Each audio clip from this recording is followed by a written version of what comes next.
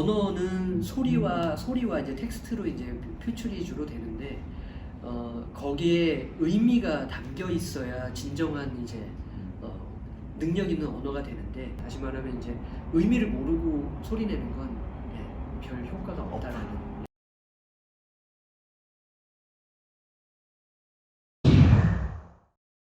네, 저는 그 이제 영어 교수는 아니고요. 전공은 이제 경영학이고 이제 마케팅이나 이제 통계학 같은 거를 이제 대학원생들에게 주로 가르치는 교수였고요. 그 다음에 이제 대학 교수 전에는 한국에서는 일반적인 회사, 기업에서 기업 경력도 좀 하셨고, 이제 요 컨텐츠를 가지고 한국에서 활동을 하기 위해서 잠깐 휴직을 하고 들어왔습니다. 한국 사람들이 주로 많이 하는 질문이기도 한데요. 그래서 가장 원하는 답을 제일 먼저 드린다면, 우리 한국 사람들이 영어를 못하는 이유가 이해 없이 그냥 이야기를 하기 때문에 알맹이가 없이 겉만 이야기하는 거랑 똑같다고 보시면 돼요. 가장 빠르고 쉽고 혹은 이제 또 수준 높은 영어를 하려면 제대로 이해를 한 상태에서 영어를 뱉어야 된다고 이야기를. 본질적으로 영어라는 거는 우리말로 설명될 수 없는 부분이 되게 많거든요. 그러니까 예를 하나 이제 들어보면, 나랑 결혼해 줄래? 라는 표현을 영어로 할 때요, Will you marry me? 이렇게 이야기를 해요. 실제로는 그게 그런 뜻이 아니에요. 나를 결혼시켜 줄래예요. 그러니까 marry라는 동사 자체가 결혼해 줄래가 아니라 결혼을 시키다, 결혼을 하게 하다라는 동사이기 때문에 결혼하다라는 말 자체가 영어에서는 아예 존재하지 않는 거예요. 거기서 단순하게 끝나는 게 아니라 이제 확장이 안 되는 게 뭐냐면, 만약에 딸이 자기 아버지한테 아빠 나 결혼시켜 주세요라는 말도 사실 Will you marry me로 해도 돼요.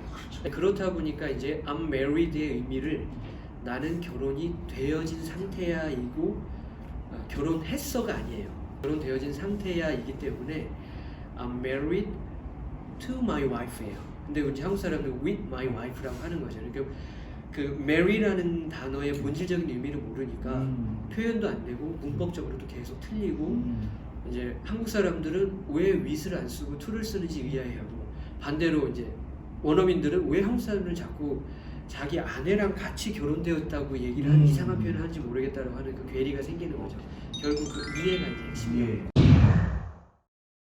처음에 시작할 때는 뭐 아주 우등생들을 가르친 게 아니라 보통의 학생들을 가르쳤기 때문에 얻은 효과라고도 볼 수 있는데요. 공부를 잘하는 친구들은 대충 설명해줘도 돼요. 자기네들이 알아서 답을 찾아가기 때문에. 근데 이제 그렇지 않은 학생들은 하나부터 열까지 다 설명을 해줘야 되거든요. 그러다 보니까 심지어 저도 몰랐던 영어의 원리들이 많이 이렇게 좀 발견된 게 아닌가, 그렇게 생각을 하고 있습니다.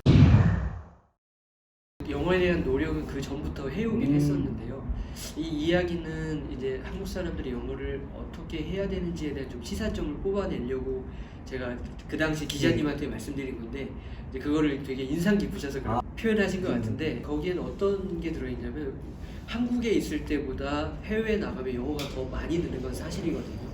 그러면 어떤 특정한 소리를 자주 듣기 때문에 영어가 갑자기 많이 느는 거예요.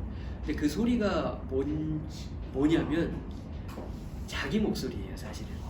근데 한국에 있을 때는 영어를 이렇게 자기가 뱉을 일은 별로 없고 계속 입력만 하는데, 사실 영어를 출력을 할 줄 하는 능력이 있어야 이제 영어가 느는 거거든요. 다시 말하면 한국 사람들이 어떤 식으로 듣냐면, 영어 문장을 이해한다기보다는요, 영어 문장에는 그 흐름이라는 게 있거든요. 그 흐름을 타야 되는데 중간중간 단어만 몇 개 듣고요, 한국식으로 문장을 다시 재조합하는 거예요.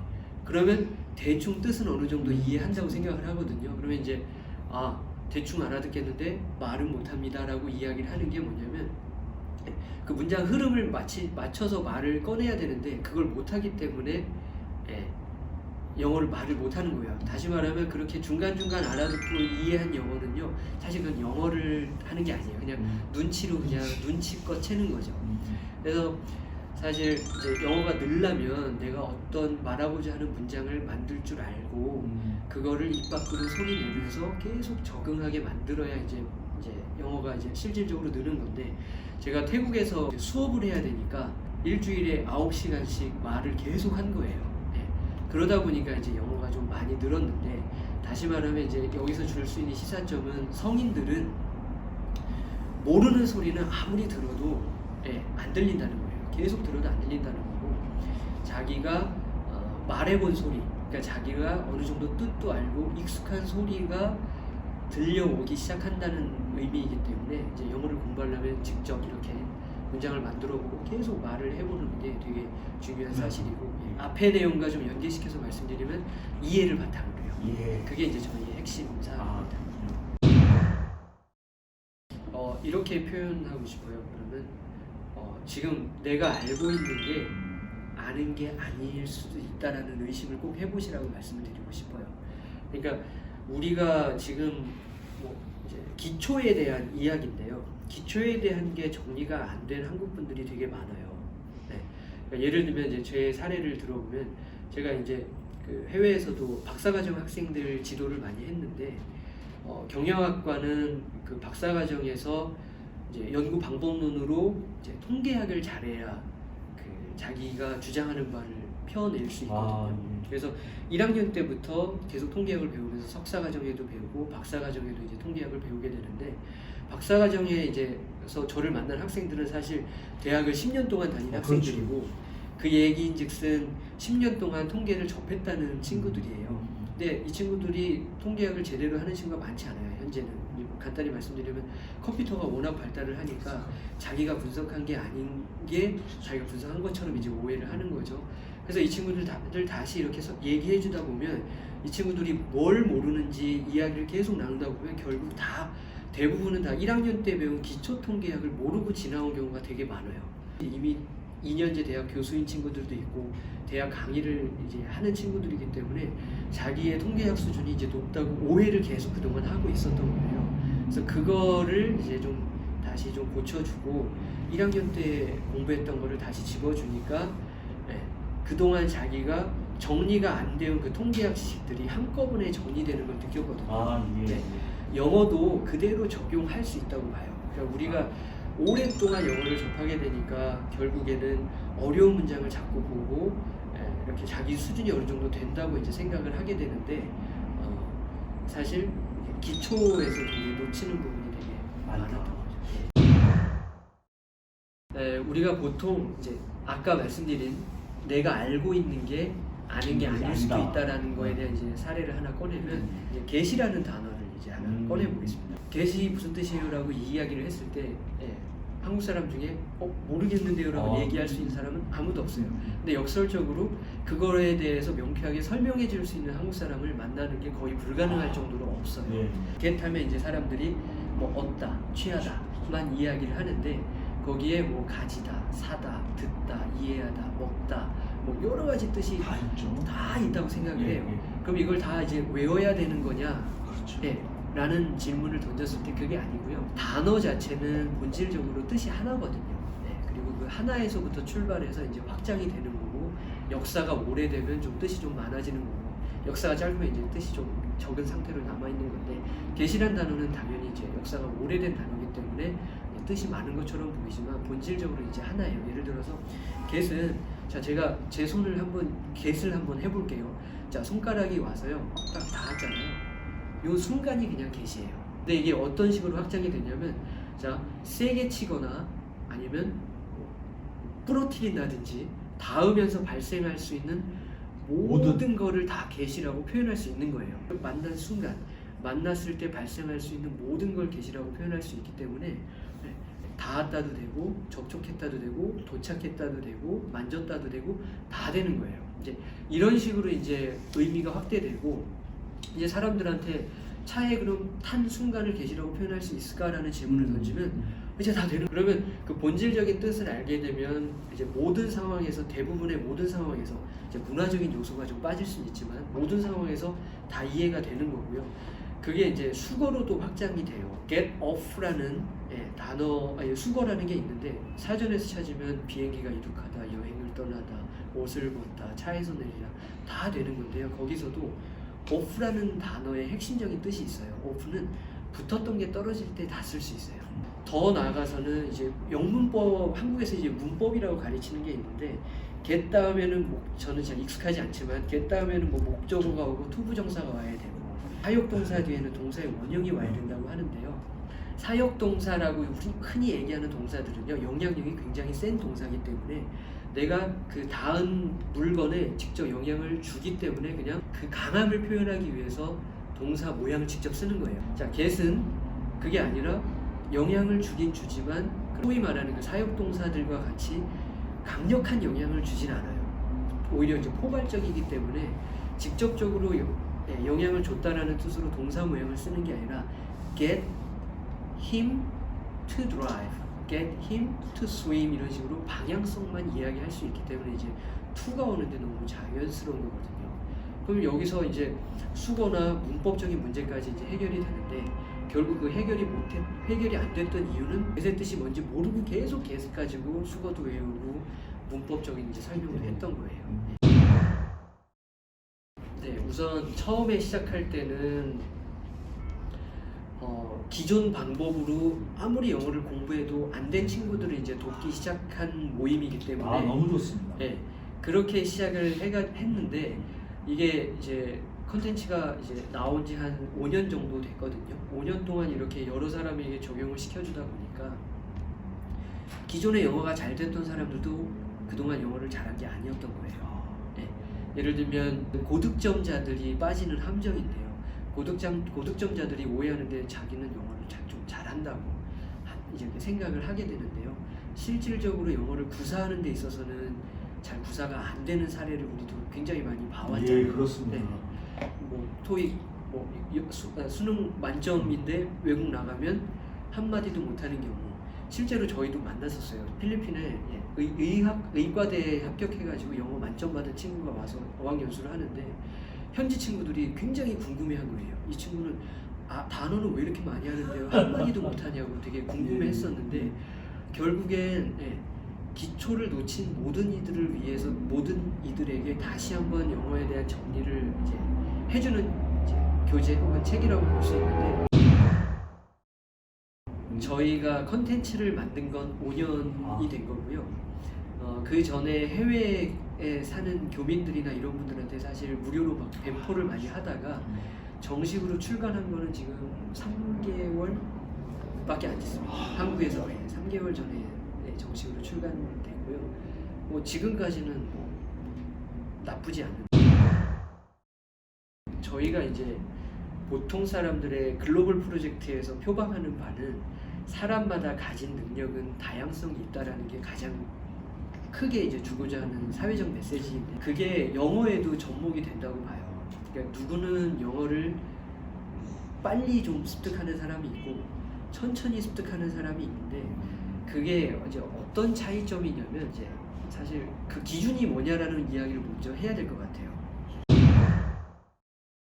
사실 엄밀히 보면 우리 한국 사람을 마주쳤을 때 이 사람이 말을 빨리 한다고 이 사람이 말을 잘한다고 생각하진 않잖아요. 그렇죠. 그 사람이 가지고 있는 메시지가 얼마나 깊이가 있고 때로는 진정성이 있고 그거에 따라서 이 사람은 정말 말을 잘한다 못한다라고 판단을 하잖아요. 근데 우리는 영어를 판단할 때 그런 식으로 판단하지 않아요. 왜냐하면 대부분은 메시지를 못 알아들으니까요. 이제 그때 이제 겉모습을 보고 이제 이 사람이 영어를 잘한다 못한다 이제 판단을 하는데 그때 이제 발음이나 말의 빠르기만 보고 이제 영어를 잘한다 못한다고 판단을 하는 거예요. 어떤 사람들은 소리에 예민해가지고 소리를 빨리 받아듣고 빨리 흉내를 잘 내는 사람은 마치 영어를 빨리 습득한 것처럼 보이는 거고 어떤 깊이 있는 이해가 안 됐을 때는 내가 입 밖으로 잘 안 나오는 좀 훌륭한 사람들 그런 사람들은 영어가 마치 잘 안 느는 것처럼 보이는데 기준을 달리하면 누가 잘하고 누가 못하느냐에 대한 것도 오히려 역전이 될 수도 있는 상황도 오는 거고 또 하나는 또 옆에 사람은 듣고 빨리빨리 따라하는데 왜 나는 못하지라고 좌절할 필요도 없다고 봐요. 이 사람은 어쩌면 겉만 보고 이렇게 흉내 낸 거일 수도 있고 내가 만약에 글을 쓰거나 진정성 있는 메시지를 담을 때는 내가 더 능력이 탁월할 수도 있는 거고 그 기준을 좀 달리 보는 게 좋을 것 같습니다. 뭐 우선 이제 문제점은 굉장히 많은 사람들이 지적을 하는 문제인데 사실 어쩔 수 없는 상황은 이해가 돼요. 왜냐하면 그 그 시험이라는 게 지금 우리가 이 학생한테 공부를 잘하게 만들어서 모든 사람이 시험 문제를 다 맞추면 큰일 나는 거잖아요. 시험이라는 건 변별력이라는 걸 가져와야 되기 때문에. 근데 다른 과목들도 마찬가지겠지만 영어가 이제 좀 심한 게 이제 그 변별력을 만들려고 하다 보니까 이제 일상 대화의 수준을 벗어난 다른 좀 특이한 어떤 그 지식이라고도 사실 볼 수 없죠. 써먹을 데가 별로 없으니까. 외국인들도 사실 수능 영어를 풀거나 우리나라 시험 문제를 풀면은 되게 어려워하잖아요. 그리고 심지어는 이런 말을 쓰지 않는다고 표현하는 것도 되게 많고. 근데 우리는 그걸 유지해야 되는 이유가 그렇게 해야 누가 더 공부를 많이 하고 적게 했는지 변별력을 가져오니까 이제 그 구조적인 문제가 바뀌지 않는 한 이제 개선되기 좀 힘들다고 보지만 더 심각하게 문제를 받아들여야 되는 게 뭐냐면 우리가 내민 그 변별력을 위한 시험을 위주로 사람의 등을 이제 우열을 이제 평가했을 때 그 우에 있는 친구들의 영어가요 결코 우가 아니라는 거예요. 그게 이제 통계적으로도 고득점을 받고 미국의 명문대에 유학을 한 친구들의 절반 이상이 사실 졸업을 못하고 당연히 그건 또 영어 때문이고요. 또 졸업을 한 절반의 인원 중에서도 어떻게 보면은 절반은 또 영어를 스스로 못한다고 이야기를 해요. 그게 결국 그 폐해가 어디서부터냐면 우리나라에서 시험 공부를 하면서 영어를 준비한 친구들이 나중에 나이가 들어서 영어가 안 되는 거예요. 이거는 이제 제가 이제 사회적 활동을 하다 보면은 명문대 출신의 대학 교수나 이제 사회 저명 인사들은 이제 간혹 만나는데 이 친구들의 어떻게 보면 솔직한 고백이에요. 나 영어 못한다고 해요. 근데 그 폐해가 어디서부터 시작되냐면 중고등학생 때부터 문제를 풀기 시작하는 그 영어에서 오는 거고, 이제 학부모님들은 학부모님 나름대로 또 뭐냐면 명문대 입학이 목표인 거예요. 그 이상은 잘 몰라요. 그 이상의 세계는 잘 모르고 일단 명문대를 합격하면 본인의 역할은 다 끝났다고 보는데 사실은 어떻게 보면 아이들을 망친 거라고도 좀 심하게 말씀드리고 그렇게 좀 표현을 하고 싶습니다. 예. 그 이제 아까 방금 주셨던 질문에 이제 시험에 대한 패단 때문에 이제 우리도 이래서는 안 되겠다라는 노력의 일환으로 여러 가지 다양한 컨텐츠들이 지금 나오고 있는 거잖아요. 뭐 소리 영어도 그 중에 하나고 시원스쿨이나 야나두 같은 이렇게 또 소리 영어를 또 반대로 아니다라고 하는 분들도 계시고. 그렇죠. 예. 그래서 그런 다양한 시도는 저는 꼭 필요하다고 봐요.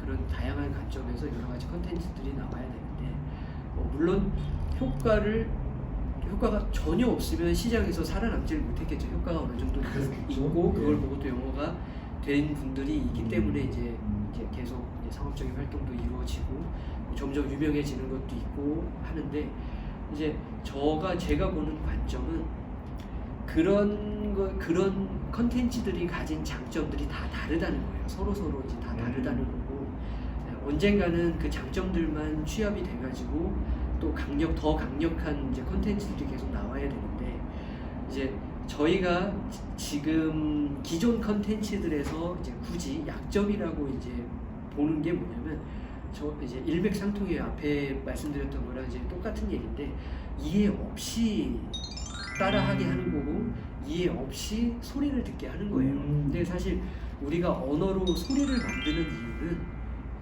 의미를 담기 위함이거든요. 맞습니다. 발성이나 어떤 무슨 의태어를 표현하기 위한 게 아니기 때문에 거기에 이제 의미를 집어넣어야 되는데 거기서도 똑같은 언어지만 얕은 정도의 수준의 정보만 있는 의미가 있는 게 있을 수도 있고 아주 깊이 있는 지식이 될 수도 있고 사람의 마음을 아주 크게 움직일 수 있는 그런 강력한 깊이가 필요할 때도 있는데 그런 게 안 되는 거죠, 현재는. 그래서 이제 저희가 추구하는 바도 그 이해라는 키워드를 바탕으로 해가지고 영어의 깊이를 좀 더하고 싶은 게 저희의 목적이고 또 그들 나름대로의 강점이 있으니까 서로 같이 접목하면서 같이 발전했으면 좋겠습니다. 보통 사람들의 글로벌 프로젝트라는 그 자체가 사람을 그냥 한국 사회에서 성적으로만 이렇게 우열을 나누는데 그게 무의미하다라는 걸 계속 보여주고자 하는 거고요. 아. 이제 그게 이제 사회적 활동에 저희가 추구하는 이제 부분 중에 가장 큰 부분이라고 볼 수 있고, 또 하나는 이제 저희가 영어라는 컨텐츠를 가지고 한국 사회에 굳이 기여하고자 하는 바가 있다면 영어를 이렇게 보다 보면 어떤 생각이 자꾸 들게 되냐면 역으로 이 한국어에 대한 우수성이 계속 보여요. 네. 그러니까 한국어처럼 이렇게 화려한 말이 없거든요. 상황 이렇게 이런 걸 표현해내는 여러 가지 뭐 그거를 조금 더 구체적으로 얘기하면 어미가 굉장히 발달했기 때문에 우리가 가진 어미가 수백 가지거든요. 네. 근데 그런 언어가 이 지구상에 거의 없어요. 영어에도 거의 없고, 네. 영어도 결국 순서로만 말을 하는 거고 몇 개 안 되는 전치사 가지고 이제 상황을 좀 표현하는 것 뿐인데 우리나라 말은 그걸 다 아우르기 때문에 결국 이걸 느꼈어요. 한국어를 잘하는 사람이 영어까지 잘하게 되면, 네. 그러니까 전 세계에 어떤 좀 이렇게 생각을 좀 화려하게 할 수 있는, 좀 달리 표현하면 직관력이 되게 좋아지거든요. 그러니까 뭘 보고 쉬운 말은 눈치가 좀 빨라지는 거죠. 한국말을 잘하게 되면. 그렇게 해서 뭔가 정보를 많이 입수를 할 수 있는 능력을 가지게 되거든요. 한국인이라면. 근데 우리의 맹점이라고 볼 수 있는 게 표현력이 좀 정확도가 영어나 그런 뭐 다른 언어에 비해서 좀 떨어져요. 어떻게 보면은 그러다 보니까 이 표현이라는 거는 또 의사소통에 대한 명쾌함을 또 추구해야 되는 부분에 있어서는 좀 부족하기도 하고, 그게 논리성까지도 좀 부족해지는 경향이 있는데 한국 사람이 이런 어떤 마치 초능력자 같은 직관력을 가지고 영어를 가지고 다시 생각을 정리해서 표현해내는 능력을 꺼내면, 네, 거의 막강한, 네, 글로벌 인재가 될 수 있다고 생각을 합니다. 그리고 또 실제로 그렇게 봐왔고요. 네. 그래서 한국 분들에게 그런 기회를 많이 주는 컨텐츠가 되고 싶어요. 단순히 영어가 정말 중요하다만 뿐만이 아니라 한국어가 줄 수 있는 장점도 영어를 함으로써 같이 느낄 수 있게 만드는 게 저희가 하고 싶은 방향이에요.